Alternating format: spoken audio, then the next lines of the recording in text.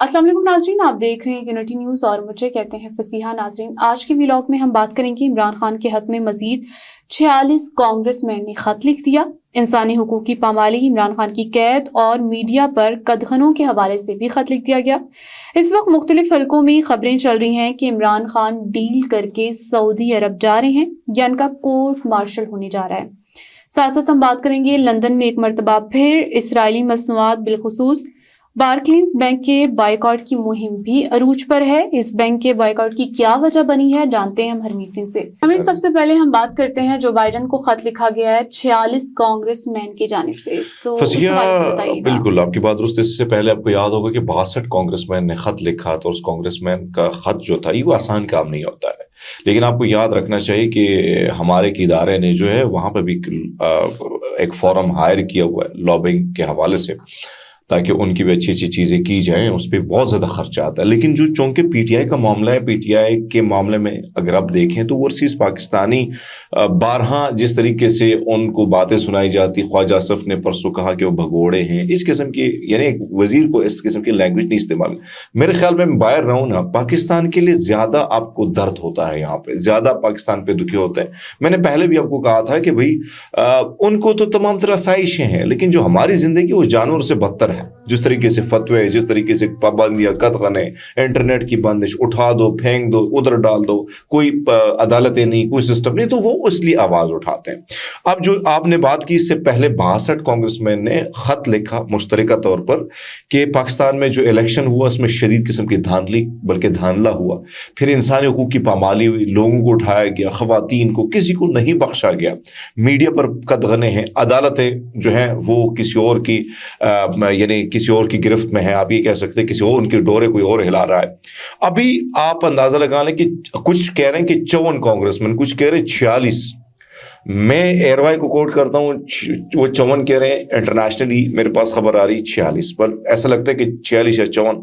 اب ان دونوں کو اگر آپ ملا لیتے ہیں تو دونوں کم سے کم 100 سے تجاوز کر جاتے ہیں۔ یہ پاکستان کی تاریخ میں نہیں ہوا کہ پاکستان کے لیے، پاکستان میں انسانی حقوق کی خلاف ورزی یا پھر اسٹیبلشمنٹ یا پھر موجودہ حکومت یا ریجیم چینج کے خلاف امریکن کانگریس مین کھڑے ہوں اور وہ یہ کہہ رہے ہیں کہ آپ کے پاکستان میں زیادتی ہو رہی ہے، ظلم ہو رہا ہے۔ عدالتیں، آپ نے کہا آئینی ترمیم جس طریقے سے آپ نے کی 26ویں آئین، اس پہ بھی قدغن ہے، اس پہ بھی باتیں چل رہی ہیں۔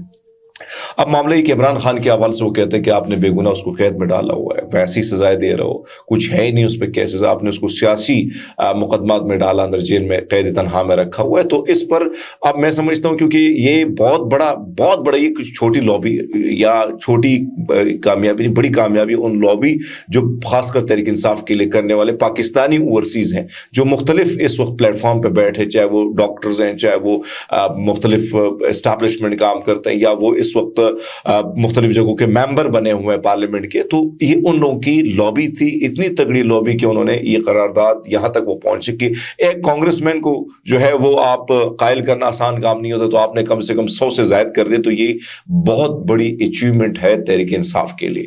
اچھا امید، عمران خان کے حوالے سے خبریں آ رہی ہیں کچھ حلقوں سے کہ عمران خان جو ہے وہ ڈیل کر کے سعودیہ جا رہے ہیں۔ اچھا، فصیح بات آپ کی ٹھیک ہے۔ نجم سیٹھی صاحب ہمیشہ اس قسم کے انکشافات کرتے تھے اور کچھ خبر ان کی درست بھی ثابت ہو جاتی ہیں۔ اب انہوں نے جو خبر دی اس میں کہا کہ اگر عمران خان نہیں بھی جائیں گے تو ان کو ایک طیارے میں کہا جا رہا ہے کہ بھیج دیا جائے گا سعودی عرب، اور اگر نہیں ہوگا ایسا تو ان کا کورٹ مارشل بھی ہو سکتا ہے۔ اب میں تھوڑا سا اپنا جو میرا تجزیہ ہے، میں تھوڑا سا اپنی سوچ کے مطابق اپنا تجزیہ دے دیتا ہوں۔ ایک تو اس میں کوئی شک نہیں کہ عمران خان سے بے پناہ ڈیل کرنے کی کوشش کی گئی، کئی دفعہ ان کو کہا گیا کہ آپ ہماری بات مان لو، جو آپ کہیں گے 3 سال کے لیے آپ خاموشی بنی گالا میں بیٹھ جاؤ، لیکن آپ نے جو ہے منہ پر تالا لگانا ہوگا، کچھ نہیں بولنا ہوگا۔ چیئرمین شپ کے حوالے سے جو ہے وہ علی گنڈا پور کا نام بڑا کافی فیورٹ تھا، بٹ بہرحال عمران خان اس سے بھی راضی نہیں ہوئے۔ اس سے پہلے بھی بہت سارے لوگوں نے آفرز کی، بڑے بڑے تگڑے لوگ بھی جیل میں گئے، لیکن خان صاحب ٹس سے مس نہ ہوئے۔ اب معاملہ یہ ہے کہ اگر آپ کسی بندے کو طیارے میں زبردستی بٹھا کر سعودی عرب لے کے جاتے ہو تو کیا MBS اس ساری چیز کو مان لے گا؟ ایک ایسا لیڈر، آپ بے شک جا کے سروے کر دیں، اس وقت پاکستان کا سب سے پاپولر لیڈر ہے، وہ بچہ ہے، بزرگ ہے، خواتین ہیں، سب اس کے فالوورز ہیں. آپ نہ مانیں اس بات کو، لیکن حقیقت یہ کہ جو حقیقت ہے وہ ماننی پڑے گی. تو میرے خیال میں سعودی عرب اس طرح کو ریسٹ تو نہیں لے گا جو وہ کہہ رہے ہیں. پھر اگر نواز شریف کے ساتھ آپ کمپیرزن کرتے تو نواز شریف کو جب پرویز مشرف نے 99 میں کو کے بعد جو ہے ان کو قید میں ڈالا تو اس وقت بل کلنٹن نواز شریف صاحب کے ساتھ بڑے کلوز تھے، بڑے اچھے تعلقات تھے. برطانیہ کے ساتھ نواز شریف صاحب کے بڑے اچھے تعلقات تھے. سعودی عرب کے ساتھ لبنان جو ہے ان کے اچھے تعلقات تھے، ان کا بڑا سر رسوخ تھا. اسی طرح دیگر عرب کے ممالک کے لوگوں سب نواز شریف صاحب کا اچھا تعلق تھا.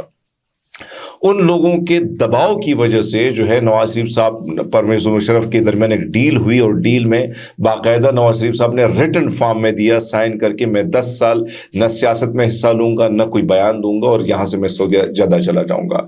اس وقت مجھے وہ مناظر بھی یاد ہے، میں بچہ تھا، ظاہری بات ہے کہ وہ جو وقت تھا وہ وہاں سے جب چلے گئے تو وہ مناظر بھی ہمیں یاد ہے. بیگم کلثوم مرحومہ نے بڑا رول اس میں پلے کیا تھا، اور یہ جو نوجوان ہے حمزہ شہباز، اس نے بڑا اہم رول پلے کیا تھا. تو وہ جدہ کی طرف چلے گئے. لیکن اس کے بعد آپ کو یاد ہوگا کہ پرویز مشرف کے 7 سال بعد نواز شریف صاحب ڈیل کے بعد واپس آ گئے، طیارے یہاں پہ آ گیا، طیارے کو روکا گیا، اس وقت کی حکومت نے روک دیا.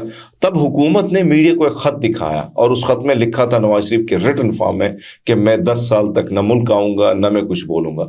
تو اس میں تو نہ عمران خان نے کچھ لکھت دی ہے، نہ پڑھت کی ہے، نہ کچھ اور باتیں، زبردستی کسی کو نہیں بھیجا جا سکتا.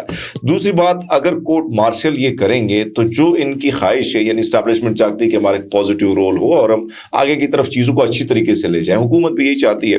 لیکن اگر کورٹ مارشل کے حوالے سے اگر ایسا ہوتا ہے تو ویسے بھی میں نے جو بات کی کہ سویلین کے معاملات پر تو آپ کے کانگریس مین کھڑے ہو گئے، اور باہر دنیا میں انٹرنیشنلی بڑا پریشر بلٹ ہو رہا ہے. اس وقت اقوام متحدہ میں آلریڈی جو انسانی حقوق کمیٹی، اس نے پاکستان کے معاملات پہ بڑی کھل کے بات کی ہے.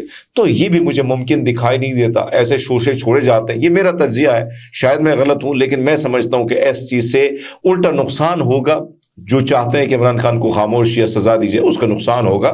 بے شک آپ ٹیبل ٹاک کیجئے، بات کیجئے، بات ہوتی ہے تو اس سے معاملات آگے بڑھتے ہیں. کسی کو سزا دینے سے، کسی کو جلا وطن کرنے سے، اور کیا اس کی گارنٹی کہ خان صاحب وہاں چلے جائیں گے تو وہ چپ ہو جائیں گے؟ وہ تو اس کے لیے تو اور فائدہ ہو جائے گا. لیکن اگر وہ جاتے ہیں تو اس سے پہلے اس کو آفر کی گئی تھی کہ آپ چلے جائیں، آپ کو جہاں آپ جاتے ہیں. تو اس میں انہوں نے کہا کہ میں کہیں نہیں جاؤں گا، یہ میرا ملک ہے. ابھی بھی اس میں بھی کوئی شک نہیں کہ عمران خان کی کوئی پراپرٹی نہیں ہے، کوئی اور چیز نہیں ہے، سارا کچھ ادھر بنی گالہ میں، اور بنی گالہ میں مرنے کے بعد وہ سارا کچھ وہ چلا جائے گا. شوکت خانم کو ڈونیٹ کر دیا ہے انہوں نے اپنے جیتے جی. تو میرے خیال میں ایک شخص جس نے ساری عمر ادھر گزار لی، وہ باہر جا کے کیا کرے گا؟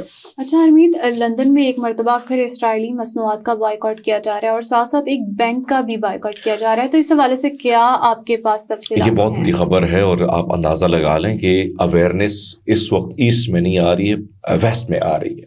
اور غزہ کے معاملات پر دنیا جس طریقے سے اکٹھا ہوئی، جس طریقے سے خون مظلوموں کو بہایا گیا اور ظلم اور زیادتیاں کی گئی ہیں، اس پہ ہر باشعور اور باضمیر انسان جو ہے اس کا ضمیر اس کو جھنجھوڑ لیتا ہے.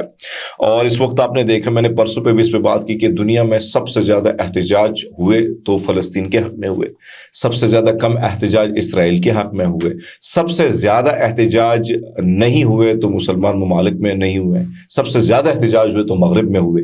اب یہ جو خبر ہے یہ بڑی امپورٹنٹ خبر ہے، اور ظاہری بات ہے ابھی ہم بات کر رہے تھے تو ہمارے ایک دوست سلمان بھی یہ ذکر کر رہے تھے کہ میرے بھی اس میں اکاؤنٹ تھا. لیکن یہ جو خبر آئی ہمارے پاس، کیونکہ بائیکاٹ کا ایک سیزن چل بھی رہا ہے، اور بائیکاٹ کا جب سیزن چلتا ہے تو بہت سارے چیزیں ہوتی ہیں. آپ کے سامنے جو رکھ لیتے ہیں، یہ بارکلیز بینک ہے، اور اس پر الزام ہے کہ اسرائیل کے فلسطینیوں کے خلاف نسل کشی کی جارحیت کو اسلحہ ساز کمپنیوں کے ساتھ مالی تعلقات کے ذریعے مالی معاونت فراہم کر رہا ہے. تحقیق سے پتہ چلا ہے کہ بارکلیز اس وقت $2 بلین جو ہیں اس کی زیادہ سرمایہ کاری اور 6.1 بلین کی مالی خدمات ان کمپنیوں کو فراہم کر رہا ہے جو اسرائیل کو اسلحہ فراہم کرتی ہے.